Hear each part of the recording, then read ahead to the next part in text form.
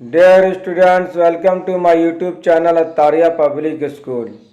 Today I will teach you Model Question Paper 2023 Class 10 Subject English Objective.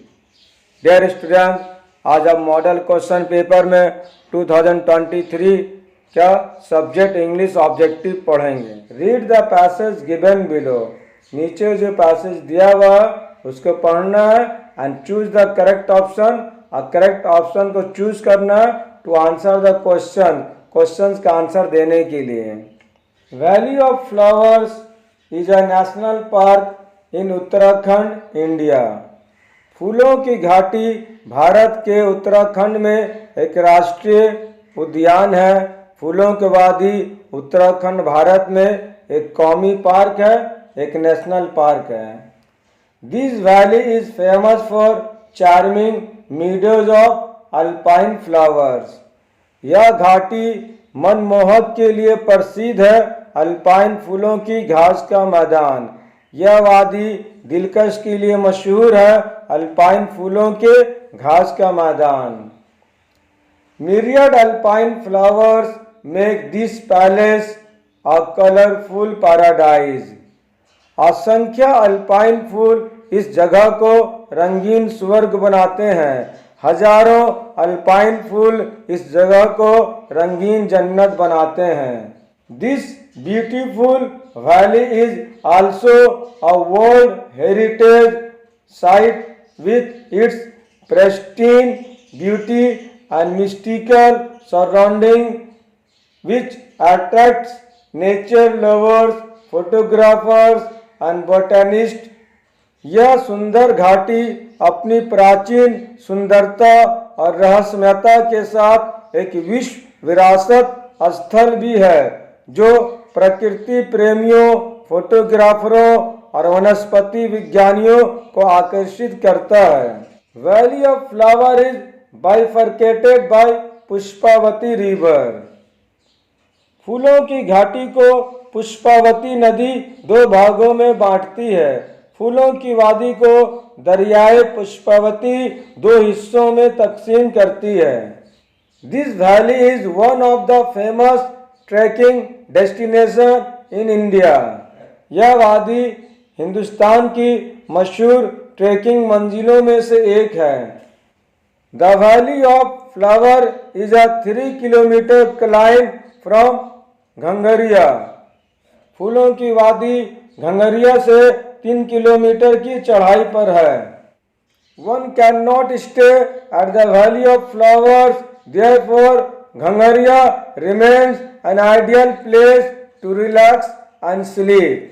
फूलों की वादी में कोई नहीं ठहर सकता, इसलिए घंगरिया आराम करने और सोने के लिए एक बेहतरीन जगह है.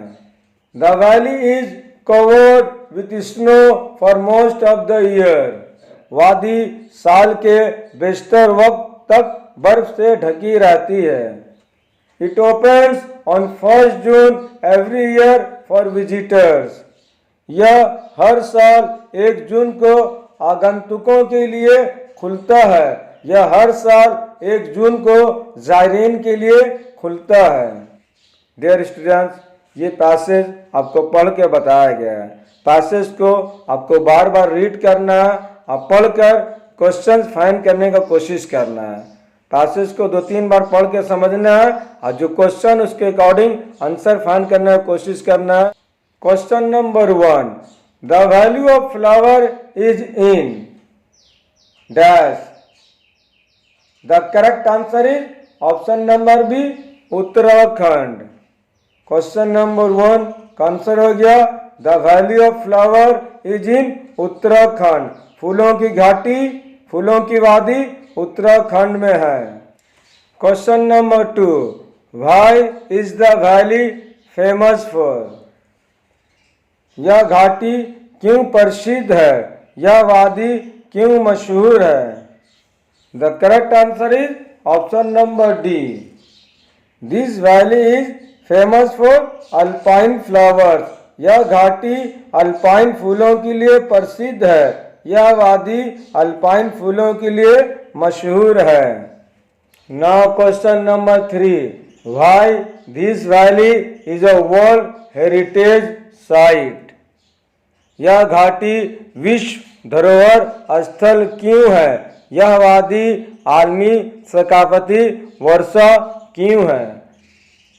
ऑप्शन नंबर ए में दिया हुआ है because of its Pristine beauty, इसकी प्राचीन सुंदरता के लिए, इसकी कदीम खूबसूरती की वजह से।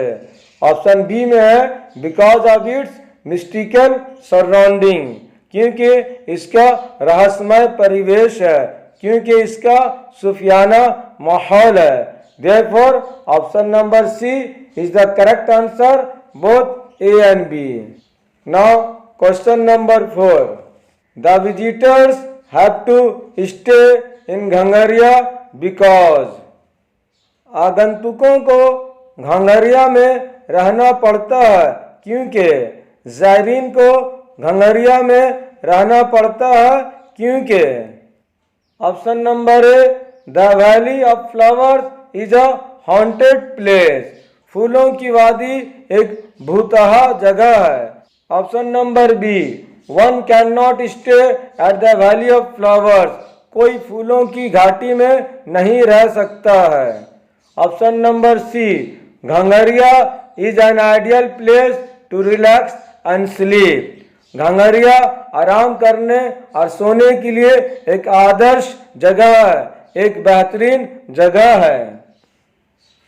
Option number D is the correct answer, both B and C. Now question number 5.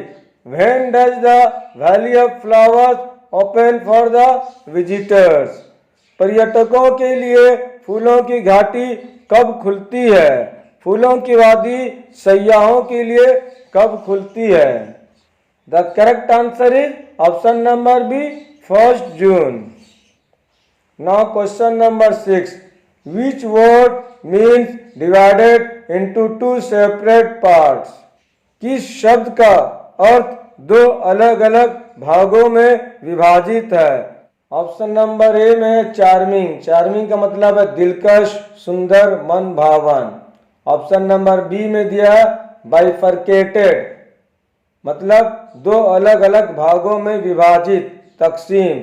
Option number सी में दिया हुआ हेरिटेज, मतलब विरासत। ऑप्शन नंबर डी में दिया हुआ डेस्टिनेशन, मतलब मंजिल, ठिकाना। Therefore the correct answer is option number B bifurcated. Now question number 7. The antonym of repel is, प्रतिच्छेद का विलोम है, दफा करना का मुतरादिफ यानी उल्टा है। ऑप्शन नंबर 1 में दिया हुआ है रिलैक्स, रिलैक्स मतलब आराम करना। ऑप्शन नंबर बी में अट्रैक्ट माने खींचना, मोह लेना, आकर्षित करना। ऑप्शन नंबर सी में है आइडियल, आदर्श। ऑप्शन नंबर डी में है नॉन ऑफ द एबव, इनमें से कोई भी नहीं। क्वेश्चन नंबर 7 में क्वेश्चन पूछ रहा है रिपेल का एंटोनिम क्या है, रिपेल का विलोम क्या है, रिपेल का उल्टा क्या है? तो रिपेल का माना होता है हटाना, दूर करना, इसका उल्टा हो जाएगा the correct answer is option number B attract, खींचना, मोह लेना, आकर्षित करना। Now question number 8. Valley of flowers is a national park in Uttarakhand, India. The above sentence is in. The correct answer is option number है simple present. Dear student, अब इसको समझते हैं ये आंसर कैसे होगा। सेंटेंस है valley of flowers is a national park in Uttarakhand, India. फूलों की वादी उत्तराखंड भारत में एक नेशनल पार्क है से मालूम चल रहा ये प्रेजेंट टेंस है, सिंपल प्रेजेंट टेंस है। और इंग्लिश में कैसे मालूम चला वैल्यू ऑफ फ्लावर इज इसमें दिया वैल्यू ऑफ फ्लावर इज से पहचाने ये सिंपल प्रेजेंट टेंस है। ऑप्शन नंबर बी में दिया सिंपल पास्ट, सिंपल पास्ट का पहचान क्या वाज या वर या डीड रहना चाहिए हेल्पिंग वर्ब में। ऑप्शन नंबर सी में दिया हुआ प्रेजेंट कंटिन्यूअस। प्रेजेंट कंटिन्यूअस कब होगा? जब helping verb is, are, am plus PV1 plus ING होने से प्रेजेंट कंटिन्यूअस होता है। ऑप्शन नंबर डी में दिया हुआ पास्ट कंटिन्यूअस। पास्ट कंटिन्यूअस कब होगा? जब हेल्पिंग वर्ब वाज या वर प्लस PV1 प्लस ING रहेगा तब पास्ट कंटिन्यूअस टेंस होगा। Choose the correct option given in the question 9 to 14 and complete the letter given below। 9 में है option number A sincerely, option number B lovingly, option number C dear, option number D dear. Dear student, सभी option का मतलब समझते हैं। ए में दिया sincerely, इसका मतलब हुआ ईमानदारी से। बी में दिया लविंगली, इसका मतलब हुआ प्यार से। ऑप्शन नंबर सी में दिया हुआ डियर, DEA या डियर, डियर मतलब प्रिय, प्यारा। और ऑप्शन नंबर डी में दिया हुआ डियर, DEE या डियर, इसका मतलब हुआ हिरन। The correct answer is option number C deer. Dear Aman, प्यारे अमन। क्वेश्चन नंबर 10 में ऑप्शन दिया हुआ ए सैड, सैड मीन्स उदास। बी में हैप्पी, हैप्पी मीन्स खुश। सी में एंग्री, एंग्री मीन्स गुस्सा। डी में डिसअपॉइंटेड, डिसअपॉइंटेड मीन्स निराश, मायूस। The correct answer is option number B happy. I am very happy to know that you have got first position in 10th board। मुझे ये जानकर बहुत खुशी हुई कि आपने 10वीं बोर्ड में पहली यानी प्रथम स्थान प्राप्त किया है।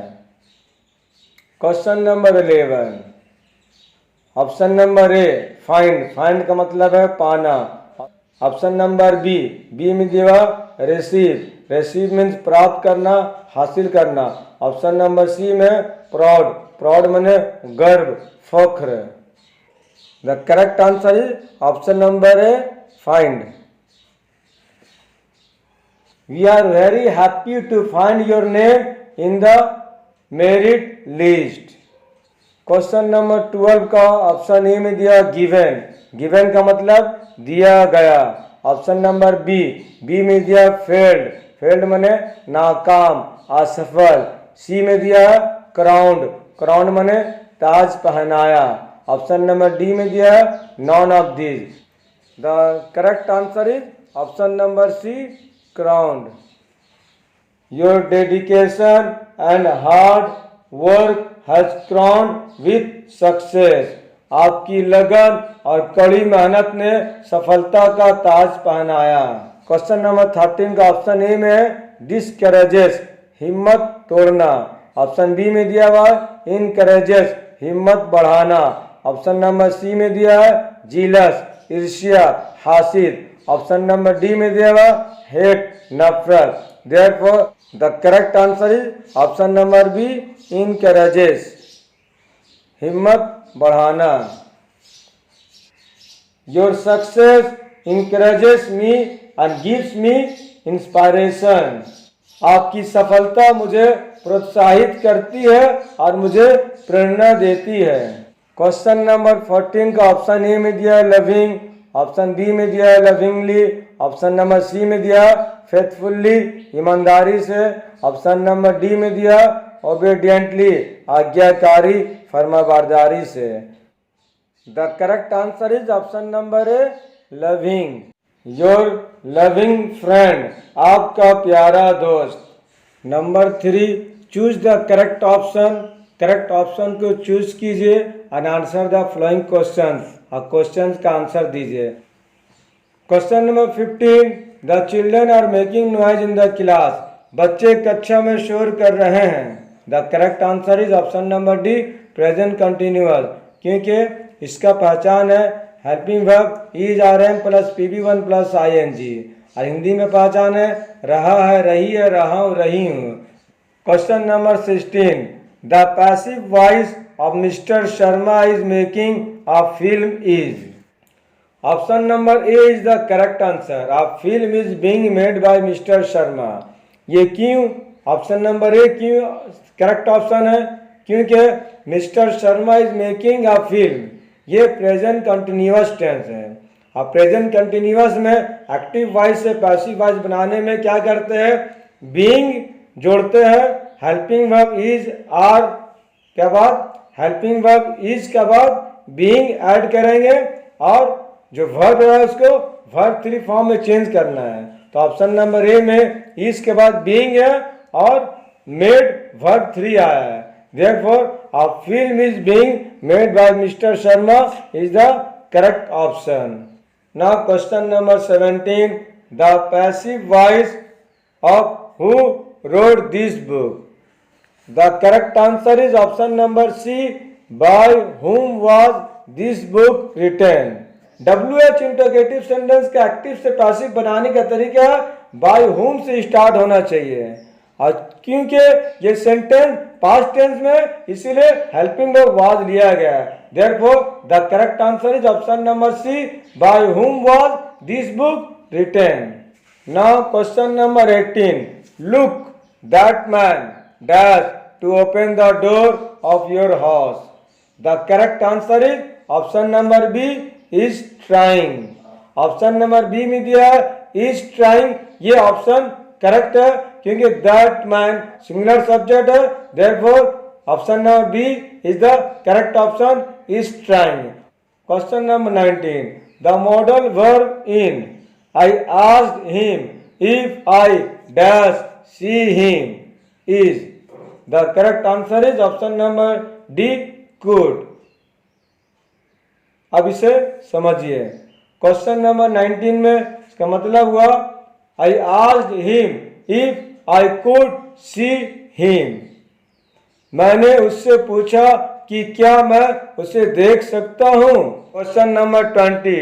Practice dash a man perfect. The correct answer is option number B, makes. Practice makes a man perfect. अभ्यास मनुष्य को परिपूर्ण बनाता है, मशक इंसान को कामिल बनाती है। Now question number 21. I dash French this days.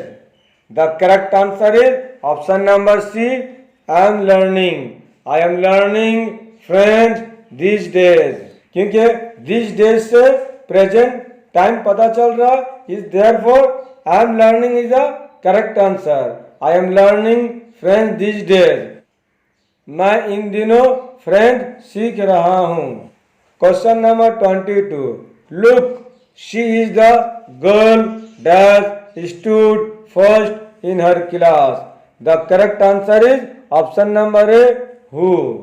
Look, she is the girl who stood first in her class. देखो, वो वही लड़की है जो अपनी कक्षा में पहली पोजीशन पर आई थी.